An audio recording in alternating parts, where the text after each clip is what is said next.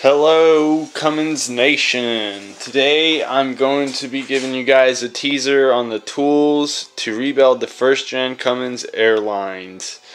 I'm going to give you an oversight of what tools are needed and some safety tips. So first, let's start off with safety. If you're dealing with refrigerants under pressure, you definitely want to use some kind of eye protection, preferably a chemistry type protection, full face, not full face but full eye protection. You can get away with some sunglasses.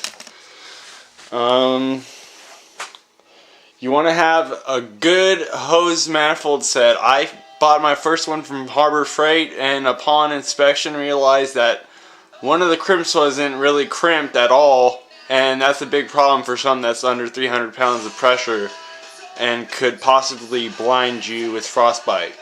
So I went and bought a set from Master Cool, and the cool thing about this set is it's dual. It can do R134A and R12, and that's nice because we have some older vehicles that are on R12. Next I'm going to talk about barrier hose versus the standard factory hoses. These are the factory hoses right here, factory crimps. They're known as a blade crimp, as you can see, and these remanufactured hoses are using a bubble crimp and a linear crimp on the receiver dryer, because I can't find a bubble crimper that can crimp that, and I have talked to several AC shops and they are at their wit's end. Now, speaking of that, the solution that I have found but have not tried yet is the Eaton AeroQuip Easy Clip system. It's this pair of pliers right here, which right now you can get on eBay for 25 bucks. And you take these special collets, or whatever you want to call them. This is for number 6. And it's as easy,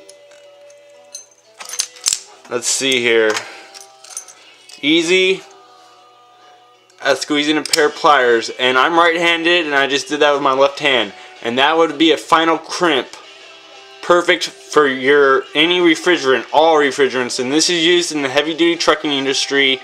It's really an unknown technology to automotive type people, and it uses a special hose, a proprietary hose from Eaton and AeroQuip called GH134A, and you can only use that hose with this system, and that's critical. Moving on, we're going to talk about more traditional crimping methods. This right here is an ATCO 3300 handy crimp, and this is the linear crimper I mentioned earlier. And this is the only type of crimper I have found to crimp standard ferrules on these first gen Cummins lines. And the way I found this out is I went to a company I work with, and I'm not going to mention them because they do all R12 work, and this system is for R12 and not R134A, but it works, and I've even seen it recommended by some other websites. But this is the only crimper that will fit on these first gen Cummins lines and crimp that receiver dryer hose, besides this Easy Clip system and maybe a few others I don't know of, but I've done a lot of research, and that's it. I had to find this guy on eBay for 134 bucks. You can get it directly from ATCO with a set of dies for roughly $180. Moving on to the bubble crimper is Master Cool 7150, I believe. Let's see here. It's a 71550, and it's the manual crimper. They have a hydraulic version, but don't be a lazy ass.